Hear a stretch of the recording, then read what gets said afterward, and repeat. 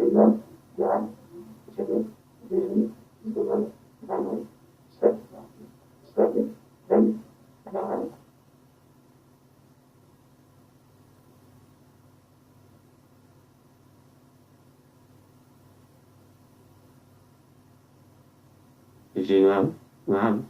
two, three, four, five, six, seven, eight, nine.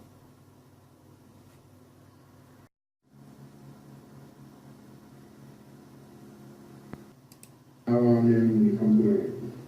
So let's draw a bridge to know that. Here's the horizon, here's R equals 0, here's R equals infinity. Now we start down here, anchor a point over here, and draw the maximal slice. It's just an ordinary slice. It stays ordinary, by ordinary I mean previous slice, until you get up to the place where the matter may have originated from that created the black hole. That's the matter that creates the black hole.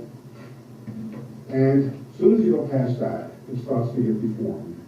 Again, at infinitely late time, there's again a final surface. And again, the slices start to follow that surface, and they follow it, they hug it closer and closer and closer and closer. And the only growth of the thing takes place over here. As time goes up, more and more of this final surface is exposed. And so what you see as an embedding diagram will look like this. Down here it's flat. Now it gets a little dimple in it, and the dimple starts to grow. It grows and grows and grows and grows. Incidentally, if matter falls in, it gets swept along with the growth. If the particle falls in, but in this picture, everything is swept along with the growth, and the inflowing matter that created the black hole is all frozen down again.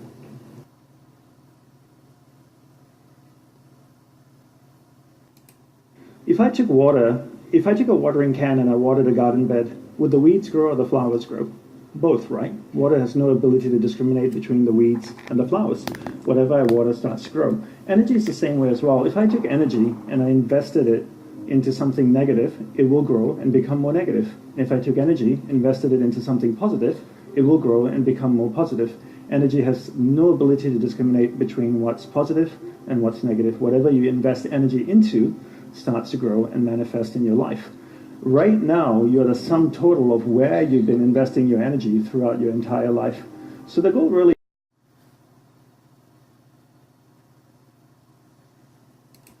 It sort of popped into our laps.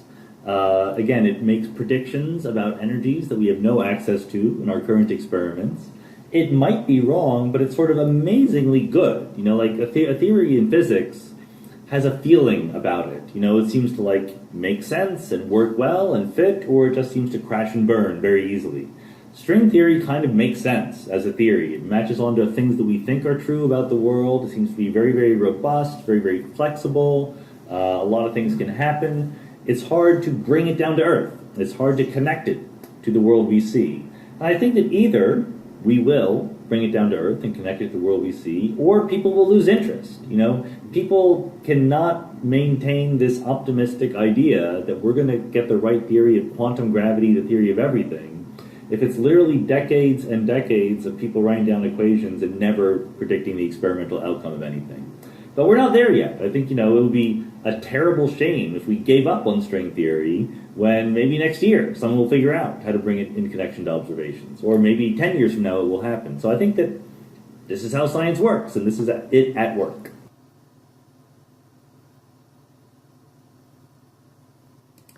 So this next question comes from Hakeem Jahan Sek, who asks, how do extra dimensions play a role in understanding the universe?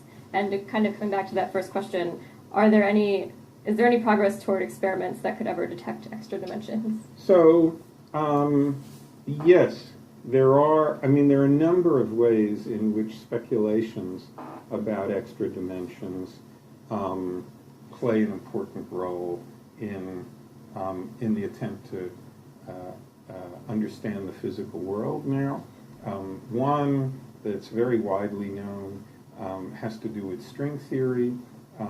In order for strings to be able to behave in ways that seem to plausibly be able to give rise to the kind of world we see, we need to imagine them as vibrating around in more than 3 spatial dimensions.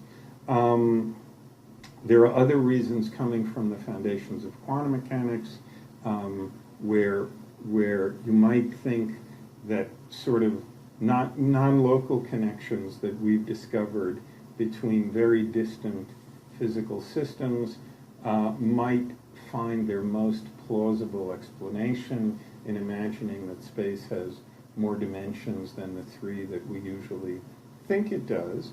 So there are a bunch of places where speculations about extra dimensions have come up. Of course, they came up also 100 years ago in the development of Einstein's special theory of relativity, where time came to be understood as much more like a 4th spatial dimension than anybody had suspected it might be before Einstein came along. And special relativity is, of course, now an extremely well experimentally confirmed theory. We're still groping for experiments that might be able to confirm or refute string theory for us, but people are hopeful that eventually we will be able to design such experiments. So, as you were saying, this connects up with the first question.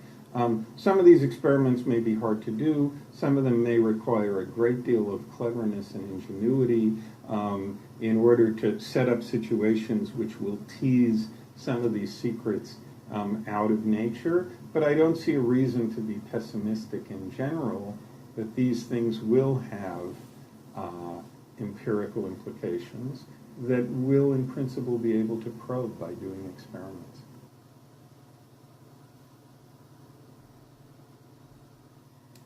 Has to be probability distributions. Why, it couldn't be anything else. So I started looking around then. I said, well, if I got quantum mechanics, what's the other big gun in physics is relativity. And that was even easier. That only took me about 3 days to understand the big secret behind relativity. See, relativity also has this thing that nobody understands, and that is that the speed of light is a constant. In all the physical world, there's nothing else that just has a constant speed. Everything else, the velocities are additive. In other words, if I'm riding in a car at 10 mile an hour, and I put my hand out the window with a ball and I throw the ball in the forward direction of the car at another 10 mile an hour, then the ball is going 20 mile an hour relative to the ground. Velocities add, not light. If you have a light source, a flashlight, going 100,000 miles an hour, and you turn the light on, the light that comes from that light source is still going the same velocity. Velocities don't add. No matter what the source of the light's doing, light always goes the same speed. That is the core concept that enabled Einstein to first develop relativity. Just that idea. From that simple fact, which of course with Einstein it was an assumption, it wasn't a fact yet, he did a little bit of algebra, it wasn't even very complex, and came up with special relativity. All very strange things. And of course at the time, nobody believed that could possibly be true until they actually were able to put very sensitive clocks into airplanes and then into satellites and move them at high speeds and bring them back, and sure enough, they were off. They had lost time compared to another timepiece that they were synchronized perfectly. So, and they lost the amount of time that was exactly what the theory predicted.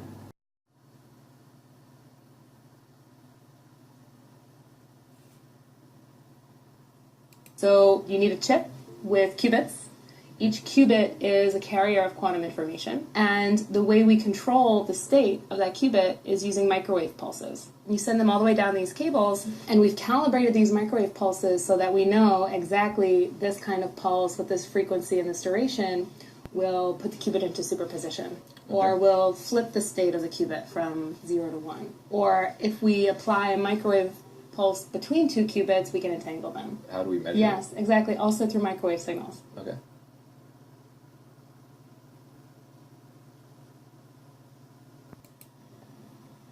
If I put a bit of steel now on the pole of that magnet, I don't change the polarity of it by just doing that. If that was a north pole before, then the outside of the steel will still be a north pole, and so it should still repel the other magnet, shouldn't it? Surprise, surprise. Now in that condition, both magnets are pulling on the steel outwards. They're trying to split it in half. Let's give them the opportunity to do that by making it a double piece of steel. Now when I release my fingers, will they in fact succeed in pulling it in half? They do. Now here's a situation, isn't it? In that condition, they just don't want to know each other.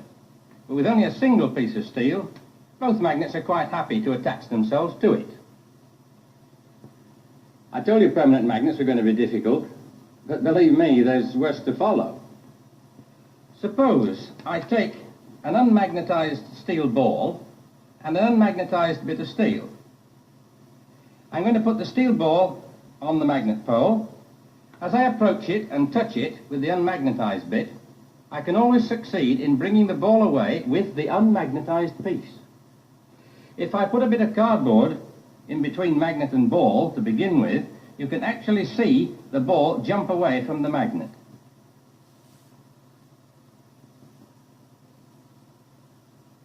Turn back, but keep a gap in the circuit. Now it looks as if we've broken the circuit completely.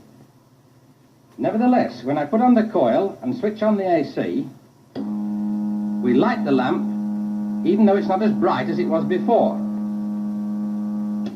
So it seems that our magnetic flux can jump this gap, and that air itself is a conductor of magnetism. But you see what's happening? It's like trying to balance a pencil on its point. What we need is some inward force which is going to make it drift back every time it tries to get off center. There seems to be no equivalent of the tension we had with the water jet. Now inside this coil there is a second coil, and I'm going to feed this with alternating current of a different phase so that I can produce an inward traveling magnetic field which I can detect with our rotatable cylinder. Notice that the bottom of the cylinder is always moving inwards. And now when I replace the ball, it does.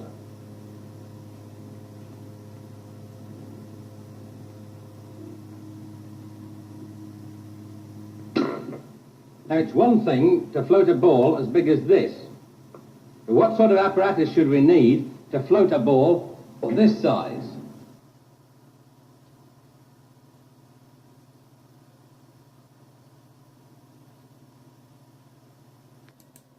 You know, I was born in California. I was born just about 10 miles from the San Andreas Fault. So in some sense, I've spent all my life being in the shadow of the big one, the next big shock, which is going to rock California. In fact, my grandfather was part of the cleanup operation of the 1906 earthquake that devastated San Francisco with a 7.8 earthquake. Well, now for the first time, instead of hocus pocus and magic, we have numbers, actual numbers that quantify the risk. And the final results are rather frightening. It shows that the people of Los Angeles, in some sense, are living on borrowed time, 60 years worth of borrowed time. Well, here's how they did it. Instead of simply griping about earthquakes, they dug into the soil. They dug into the soil about midway between Bakersfield and Los Angeles, near Highway 5. And by digging into the soil, you of course dig into dirt and soil that was laid down hundreds, thousands of years ago, layer upon layer upon layer. And they dug 1,200 years into the past. And what they found was amazing. They found evidence of not one, not two, but 10 10 major earthquakes that hit the San Andreas Fault over the last 1,200 years. And get this, the interval between these earthquakes was between 20 years and 200 years, with an average of 100 years. Now, what does that mean? First of all, the last big one in the southern part of the San Andreas Fault, the last big one was in 1857. It was a huge earthquake. It was probably a 7.9. It only killed 2 people. However, back then, there were simply not that many people in Los Angeles. And it was so big that it actually liquefied the soil. Under certain circumstances, you can liquefy the soil when the conditions are just right. And that's what happened with that earthquake. Now, if that earthquake were to happen again, how much damage could be attributed to that earthquake? Well, the USGS, the government, has done studies of what would happen if there's another earthquake along the southern end of the San Andreas Fault, this time looking east of Los Angeles. And the numbers they came up with were frightening. The numbers show that, first of all, property damage to Los Angeles would be $200 billion. Now, that's billion with a B, not with an M.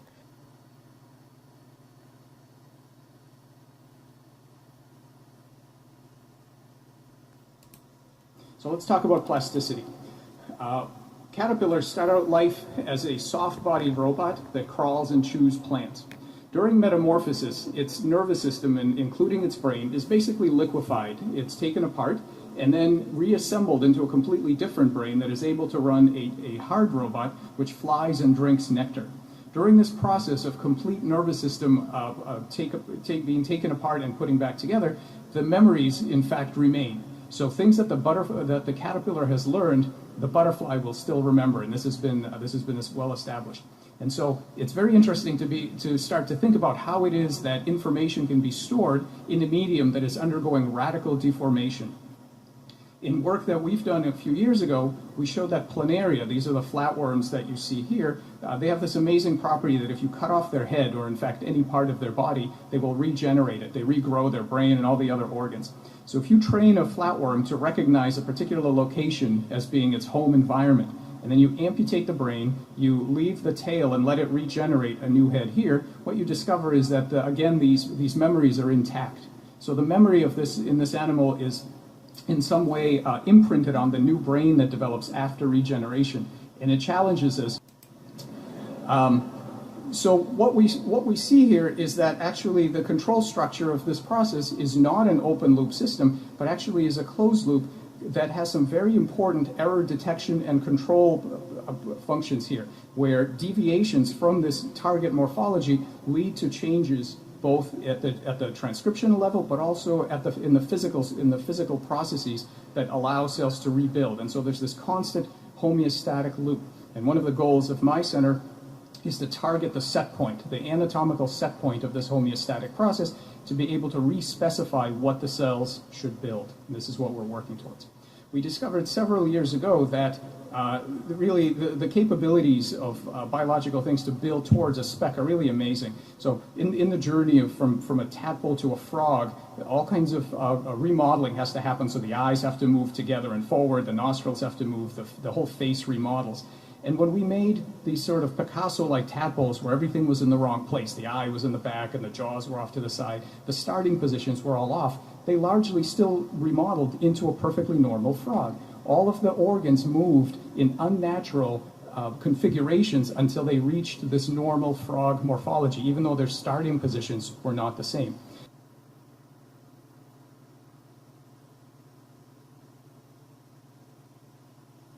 It was this conscious choice, you would dial up. I remember And the sound of the modem connecting. Yep.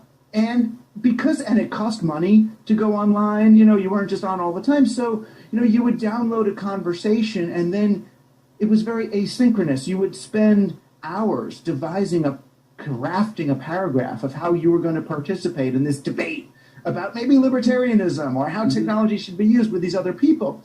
And the internet became this place where we sounded smarter than we do in real life. Mm-hmm. And we were almost embarrassed to meet each other because, oh no, he's going to see that I'm just me.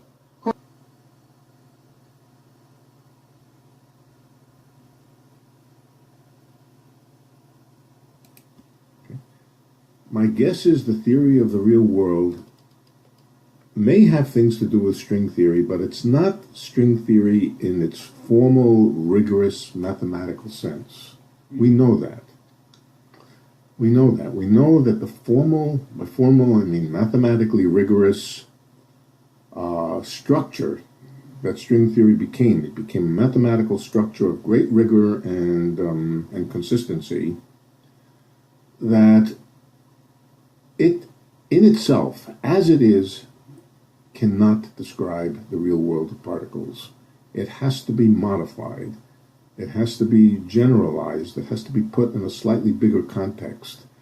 So the exact thing which I call string theory, Mm-hmm. which is this mathematical structure, is not going to be able by itself to describe particles. Will what does correctly describe particles be a small modification of it or a big modification? And that's what I don't know. Okay. But I do know the value of it as a laboratory for investigating quantum mechanics and gravity. And that's remarkable. Okay. And just the quasar counts, all sorts of stuff. Okay. But the main point is, in the end, it turned out that it was there, this dark energy, but it was there at such a small, incredibly small value that it took all that time to get any evidence for. And we don't know why it isn't bigger, more of it. Populate the world with matter, you will find in a very quick amount of time that it's mostly all black holes. Our world is mostly all black holes, it really is, in the sense that the information stored in matter is at least, let me think, I think about 10 to the 10th, a factor of 10 to the 10th more information stored in black holes than in anything else. Even though black holes seem very rare in the universe, they contain almost everything. Can you define information just for people? Yeah, it's what's in a computer. Bits? Bits. Yeah, okay. Bits. The bits, we call them qubits because they're quantum bits, but yeah, bits. And the bits which determine, here's what we might say. We take the universe as it is. We can run it forward in time, and that'll tell us what it will be. We can also try to run it backward in time to find out what it was like in the beginning. Right? In order to do that, you have to have every single bit accounted for. You try to run things backward, you'll make mistakes very quickly unless you've accounted for everything. So the question is, how many bits of information do you need in order to run backward and find out what the world was like in the beginning? And that number of bits is about 10 to the 10th times bigger than all the known bits in ordinary material in the universe. Protons, neutrons, electrons, and so forth. Where is it hiding? We now know that it's hiding in black holes. Because that black hole horizons are behaving like holograms of anything that falls into the black hole. But then, when we're thinking about it further, we realized that the whole world could be in a black hole. You can't tell that it's not in a black hole. Okay. Right? In particular, the entire universe has a horizon out at very large distances, which is very much like a black hole horizon. And we're kind of inside it. So that leads to the conclusion that that we here in the interior must have another representation as a hologram out at the boundary of the universe. Now, this was a strange idea. This certainly was a strange idea. I felt driven to it because I could see no way other than that to, incidentally, it wasn't just me, it was also Gerard de Tuft who put this idea forward. And it was a little bit out there. It certainly was out there. It didn't come in from the cold, shall we say. until the work of Juan Maldacena, who made a really rigorous, beautiful version of it, which now everybody believes. The mathematics of it was, it was a string theoretic construction, where Juan showed how, at least in certain setups, the universe would have to be regarded as a hologram. But with sufficient kind of technology of quantum computation and so forth, and if we knew the precise rules by which black holes evolve, we could reconstruct from the quantum state of the horizon, we could reconstruct what fell in, what's inside, and so forth. We could reconstruct that world that fell into the black hole. Curious about right now. Gravity and quantum mechanics, how they fit together. What in particular? Whether the laws of gravity are really just the laws of quantum mechanics a little bit hidden. My guess is that almost everything we know about gravity is coming straight from quantum mechanics, and that there are equivalent rules of quantum mechanics which reflect the gravitational things. This is going to get us into technical discussions. Let's do it. You want to do it? Yeah, let's do it. No. Yeah. No. I mean, if I get dropped, if some of the listeners have to drop, that's okay, but certain people will like it a lot. Yeah, right. It's good. So, one of the things that was discovered by myself and Juan Maldacena, probably more by Maldacena than myself, we wrote a paper together, is called the ER equals EPR hypothesis. Oh, this is a great story, incidentally. Let's back off for a minute. Let me tell you the story about Einstein and ER and EPR. Okay. ER stand for two names, Einstein and Rosen. EPR stands for three names, Einstein, Podolsky, and Rosen. In one year, 1935, after it was generally deemed that Einstein had, was basically finished as a physicist for at least something like 10 years, Einstein wrote two papers, which nobody paid too much attention to for many years. One of them was the ER paper, and it was about wormholes. It was about solutions of the Einstein field equations, which had this wormhole character where there were wormholes connecting distant regions of space. They were called Einstein-Rosen bridges. If you look up Einstein-Rosen bridges, you will find that they're bridges which connect with different regions of space. A black hole in one place and a black hole in another place has a connection between them. And that was solutions of Einstein equations. The other paper that he wrote the same year was about something called entanglement. And entanglement is something that can happen to quantum systems when they get correlated, and it's a very non-local kind of thing. It's purely quantum mechanical. It does not obviously have to do with gravity. And these are two separate things. I do not believe that Einstein at all had any idea that they were connected. The Einstein-Rosen bridges and the idea of entanglement.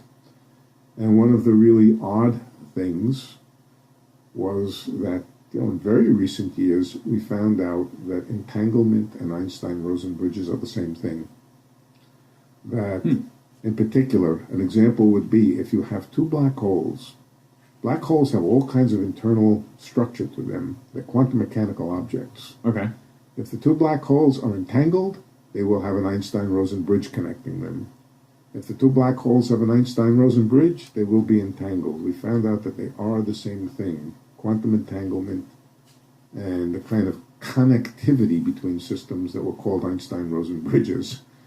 So this was a weird quirk of history that in the same year Einstein discovered both of these things.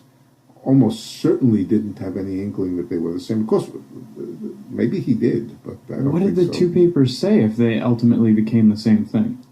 One paper said there are solutions of my equations in which distant black holes are connected by wormholes. Okay. The shortcut between them is entanglement.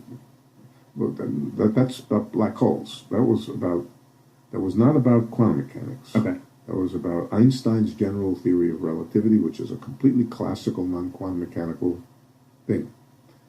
The other thing is he was thinking about quantum mechanics and discovered this odd, non-local connection that systems can have that we call entanglement. As far as I know, as I said, he didn't draw any conclusions about any relationship between these two things. That happened in 2013, long after Einstein had been dead for many, many years, as a consequence of the mathematical study of black holes. It was largely Juan Maldacena's discovery. I happened to be on the paper with him because we were working on something together. Mm-hmm. And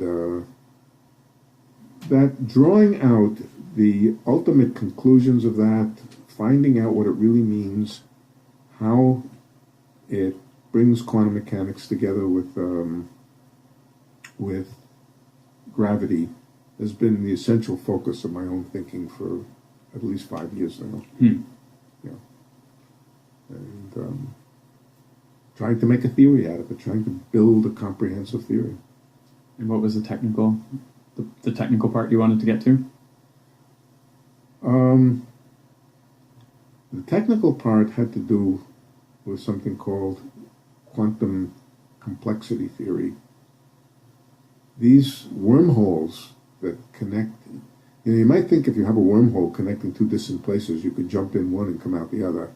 Yeah, that'd be great. No, the problem is the wormhole grows, and it grows so fast that you can't get through it. It's as if you had a tunnel, New Jersey, New York City, the Holland Tunnel or the Lincoln Tunnel. And you go in one end of the tunnel, and of course you can come out the other end. But what if the tunnel was growing while you went in, and it was growing so fast that it grew faster than your speeding car? Well, then you can't get out the other end. Right, yep. That's the way these Einstein-Rosen bridges behave. Okay. So the question is, what is the the quantum mechanical meaning of the growth of these wormholes? The answer appears to be that they are connected with something called complexity theory. Complexity theory is a computer science concept. It tells you how hard it is to reverse something, and the complexity of the growing Lincoln Tunnel would be a measure of how hard it would be to shorten the tunnel again so that you could get through. Okay. So this question of quantum complexity theory has been sort of focused on what I've been thinking about. You can have two entangled systems, and you can send information through the entanglement,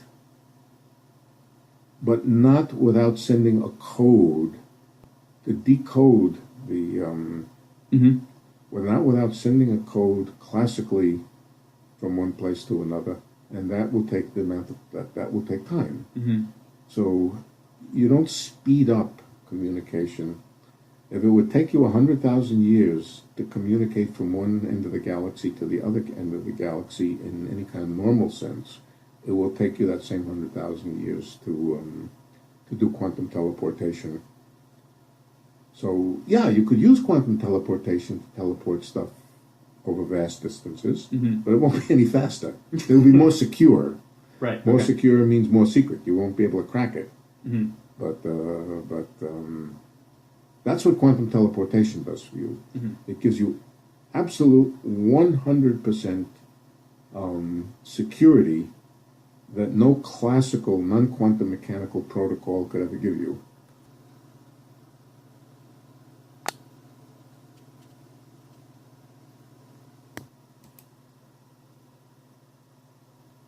You know, it's a very false label, right? So the whole left versus right thing, I see that as mostly a fight for power, because we know that both sides have their flaws, right? We know the left, they say they stand for tolerance, but yet they want to attack people, verbally assault people, they want to shut down free speech. And then we see the right, they typically call themselves conservatives in many cases, and we see them as some of the biggest spenders now.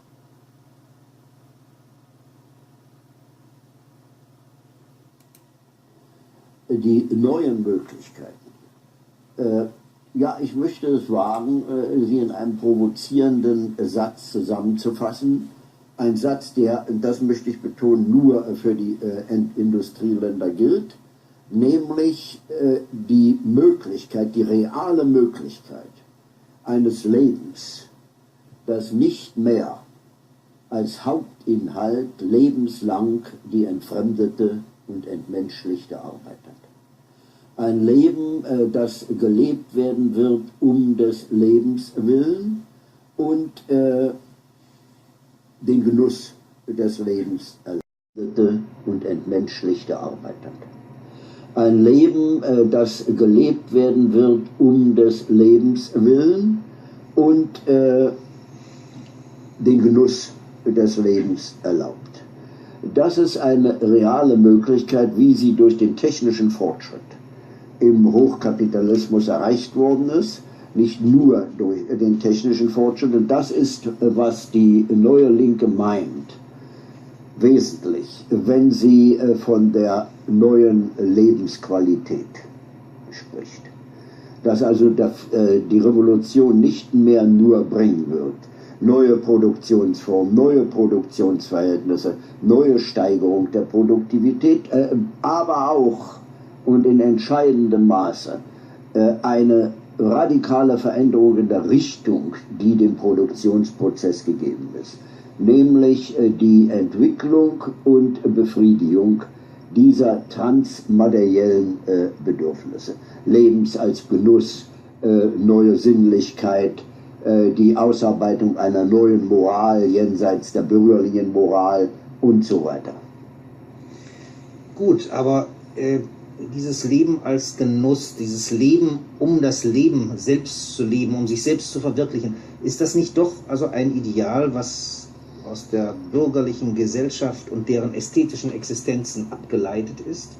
Ein Ideal, was eigentlich ganz unangemessen ist für die Zukunft der modernen Massengesellschaft? Dass es ein Ideal ist, das aus der bürgerlichen Tradition kommt, sagt nichts gegen das Ideal.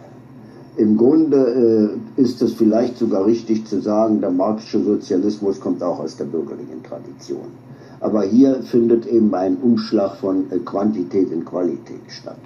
Was ich noch hätte erwähnen sollen, um Missverständnisse zu vermeiden, die Phrase Leben ohne Arbeit notwendigerweise mit sich bringt.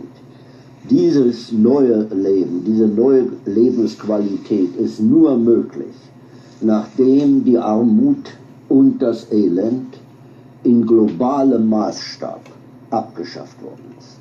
Das heißt also, die wahre sozialistische Gesellschaft wird in ihrer ersten Phase sicher keine Gesellschaft ohne